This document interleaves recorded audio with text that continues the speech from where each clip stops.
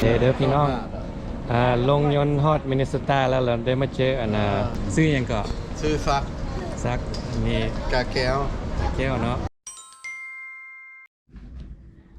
ในที่สุดก็ได้ลาจากห้องตัวนี้ส่งโจบี้คืน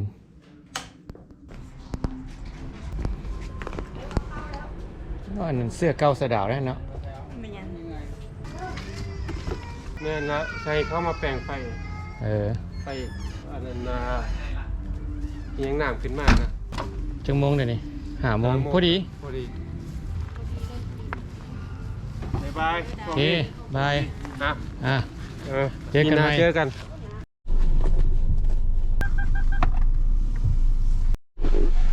จะขวนค่อยวะ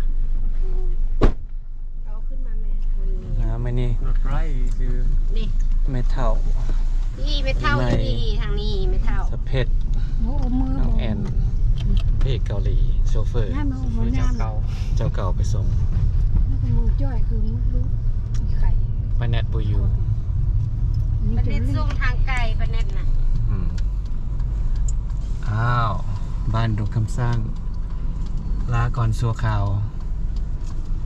กลับมาไหมเนาะเดฮันเฟอร์แพดบายบายห้าน้ำอ้อยโอเคบายบายเด้ไปก่อนแล้วสิไม่ไปขึ้นฮอดเฮาอยู่บ่นี่นะคิดฮอดไม่เท่าสิให้แล้วไม่เท่าสิแนะนำบ่ให้แล้วไปเว้าแล้วเราค่อยให้นะสิให้เทเลยได้นี่สาวดาวบ่อยู่บ่ฮะบ่เป็นหยังแล้วยันว่าสาวดาวบ่อยู่แล้วบ่คิดฮอดไปเห็นว่าคือว่าแป๊บเดียวนึงเสาเขียวว่าคือว่าแป๊บเดียวนึงหันใจบ่ถูกโทรตามที่เมื่อป่าแล้วว่าซั่นเดินยนต์แอนสิไปใส่กับมิกาไม่มาเด้อนี่แอนสิกับอเมริกาน้ำเบามันบ่ไม่แล้วจับเสร็จผม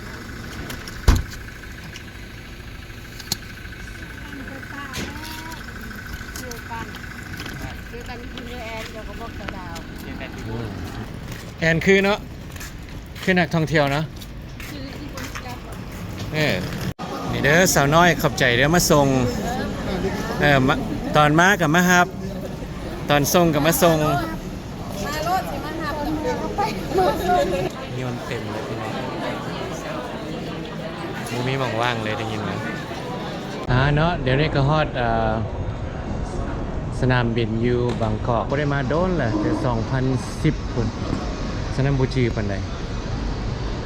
ไฟล์ดีเลย์ชั่วโมงนึงไปหารอกินข้าวเฮาวันนี้ห้านหลอกไม้นี่เป็นตาสนใจอยู่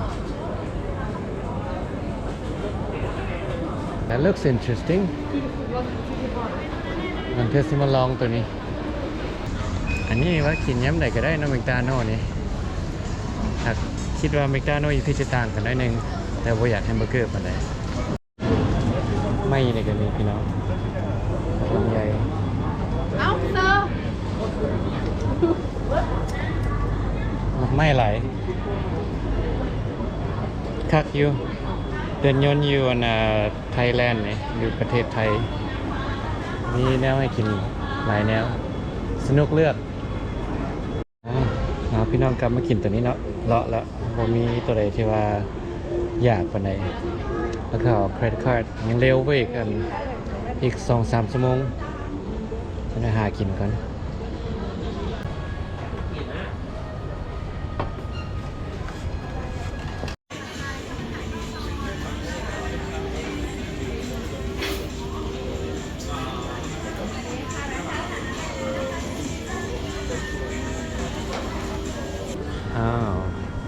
อาหารมีเดินยนต์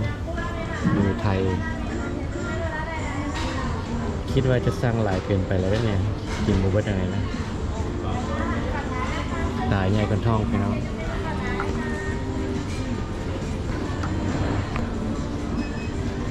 ลองมูสิเบิร์ตวะกินบูเบิร์ตพี่น้องอันนั้นกินได้ตอนหนึ่งเนาะอันนี้ได้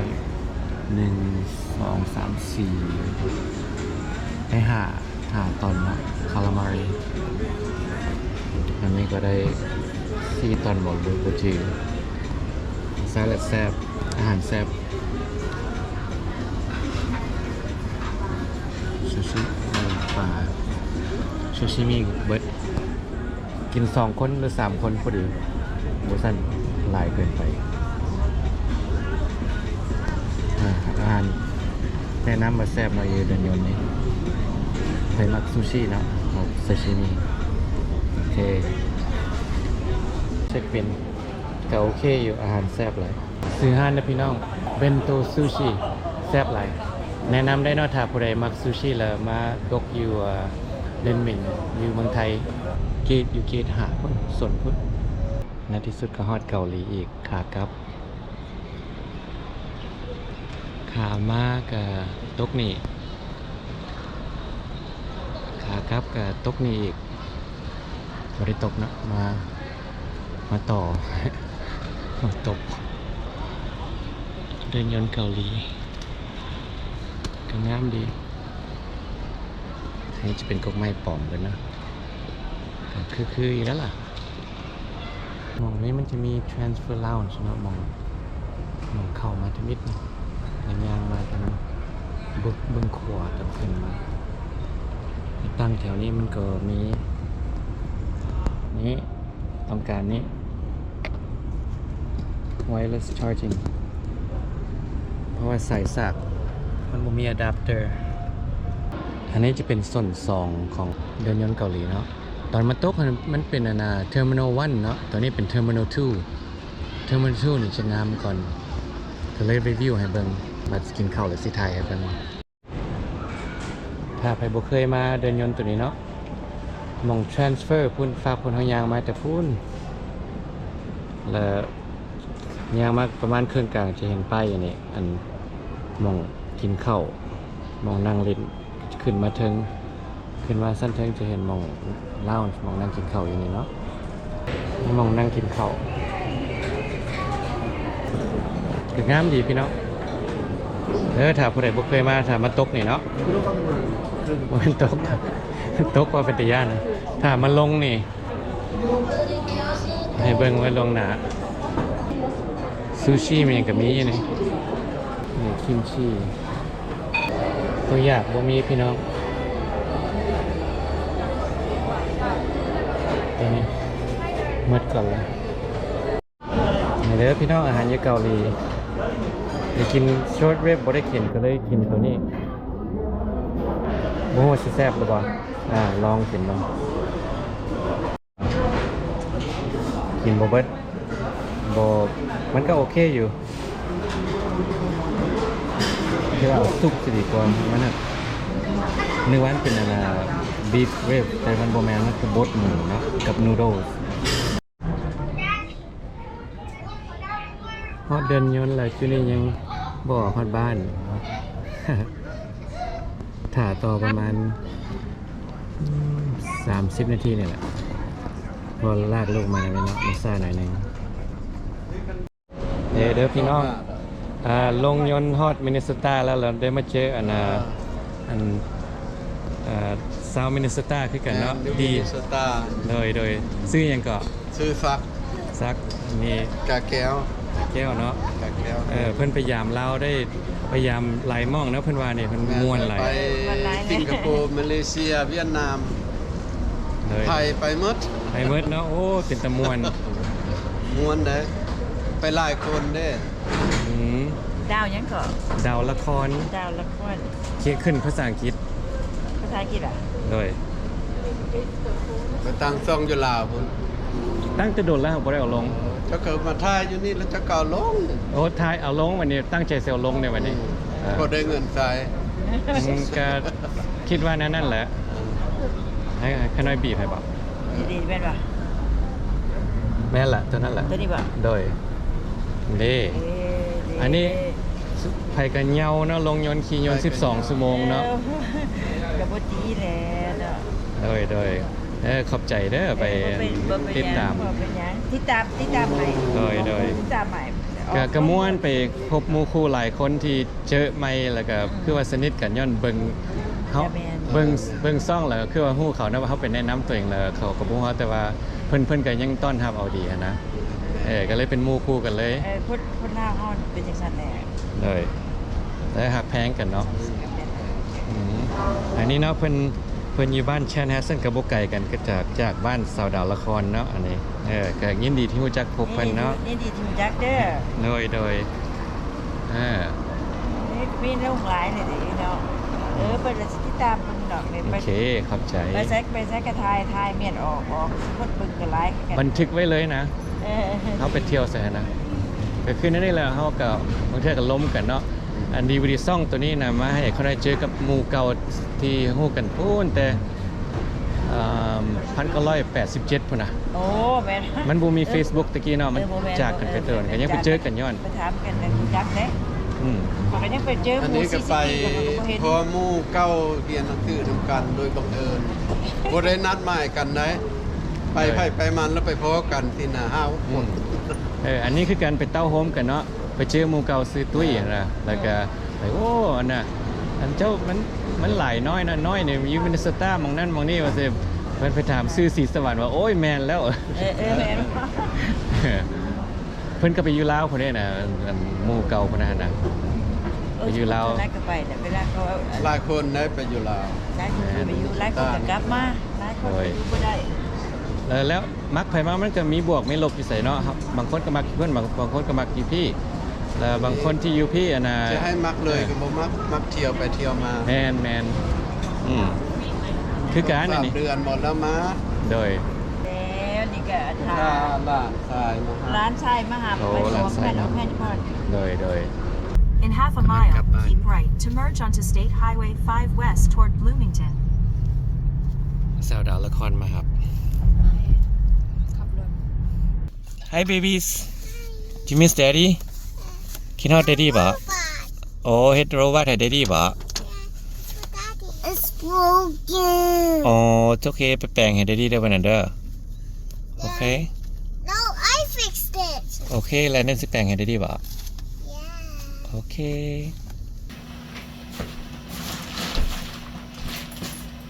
สบายดีทุกคนมื้อนี้คนบางคนก็มาฮอดที่งานแล้วเนาะแล้วเฮาก็สิมาเปิดของฝากจากประเทศลาววันนี้อย่างนี้ ขอส่งซ่องคืนเนาะ เดี๋ยวนี้เป็นเวลา 12:25ลูกนอนมาแล้วก็เลยมีโอกาสสิมาเปิดหีบตรงนี้อย่างนี้ตั้งมาสองหีบแล้วก็นอน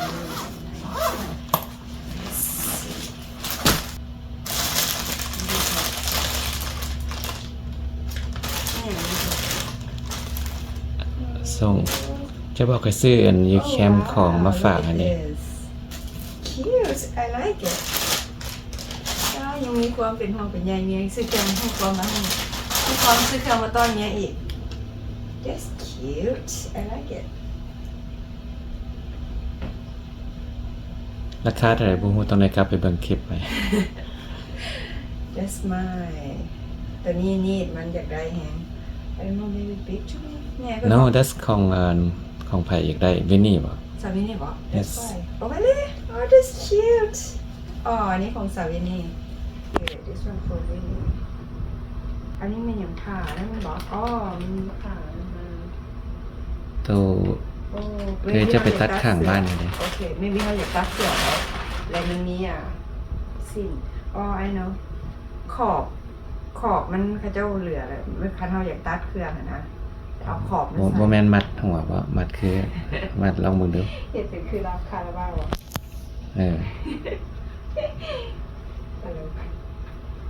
พี่เสด็จ I like it พี่ป้าซื้อป่าบุ้งว่าเอามาแต่อัตตปือบอ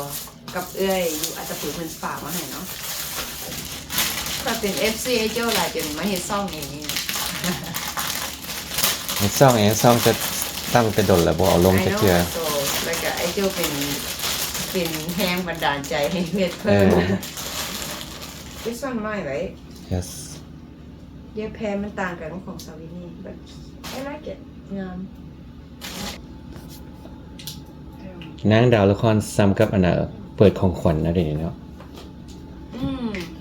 โอเค I like it thank you เฮ็ดอันนี้เราอยากได้ อยากได้เบิ่ง YouTube ตลอดyou know เขาจะบ่นเขาอยู่สวรรค์เขตหลายบ่อยู่ปักซันบ่มีโอเค Oh so cute so small look ตัวมาให้นี่ใหญ่กว่านี้หน่อยนึง but this one so cute แต่ตัวแพงคืออย่างนี้นะอ๋อ everyone I want more it's so cute look อยากได้อีกครับไปเอาอีก when we gonna go เอาอันก็ให้อัน FC เจ้าสนับสนุนเบิ่งคลิปหลายๆเนาะเราบ่ต้อง skip commercial นะเพื่อสิได้support ซ่องเพื่อสิได้กลับไปไวๆเอาดาราซ่องไปนำวันนี้ this cute look this one so happy นี่ก็เน็ตเหลือใจ ดีใจขนาดเลยได้ตรงนี้ look so cute ต่อเต็มที่อยู่ตลาดเช้า ตอนนี้ต่อเต็มที่ติได้เท่าไหร่ก่อน บ่จือ โอ้เขาจะห้อง130,000รู้ได้70,000เหมือนมาอยู่ดอกคำสร้างมีแต่40,000ประเด็นคนท้องถิ่นบ่ฮู้แพงก็อย่างนี้แหละนี่แหละอยากได้นะจุดประสงค์อันเดียวนี่แหละอันอื่นบ่สำคัญดอกแล้วมีอันนี้พร้อมบ่ได้ขอกุบปลากุบปลากายเป็นตะสั่งได้แล้ว นี่เป็นนึ่งข้าวเด้อ สิไปนึ่งข้าวกินผู้เดียวบ่ให้ไปกินนำ What is that cute เอามาใส่ผักโอ้เป็นตะแพงน่ะ thank you I love it so cute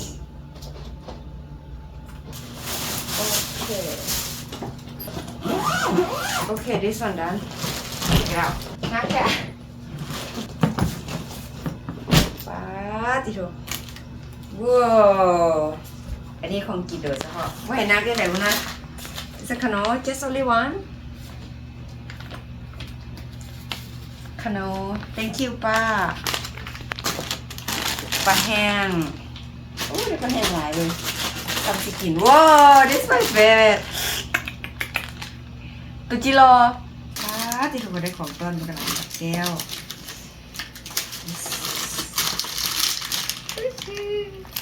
ภาพยนตร์หูยบอกภาพยนตร์หูอยู่บ่คนไทยเขาจะห้องว่าภาพยนตร์เนาะภาพยนตร์แปลว่าภาษาลาวห้องว่าหนัง เอากันเลยว่าภาษาไทยภาพยนตร์ก็คือหนัง เจ้าของซ่องบ่เต็มปานใดเว้าตลกเองแล้วก็หัวเต็มหัว เอาแล้วก็หัวเอง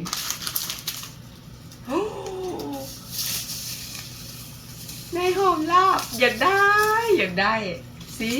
ได้จนได้ thank you เอาไปซื้อให้ขอบใจเด้ออันนี้กับขนมอีกไข่ตัวมาหาแม่แล้วเป็นไข่ติดไข่น้ำน้องโอเค let's see โอ้แล้วได้ของต้อนหลายเนี่ยอีป้าพอดีไปเลาะตลาดปักซันได้ของแท้มาแมงดาเป็นคนน้อยไข่ป้าติชวนส่งมาพอของผัวคนนี้เอาของกินมาให้ข่อยอีหลีเด้อนี่เด้อกุ้มคาอยู่กุ้มคาปีเงิน 2,000 อยู่ ขอบใจเด้อป้าเนี่ยขอบใจนะ มื้อนี้เนาะก็เฝ้ามักไข่เอาเครื่องไปไว้ตู้เย็นเนาะย่านมันเน่า โอเคขอบใจเด้อทุกคนถ้าผู้ใดบ่ทันได้ติดตามช่องของเฮาก็ฝากกดไลค์กดแชร์กด Subscribe ให้เด้อ Thank you bye bye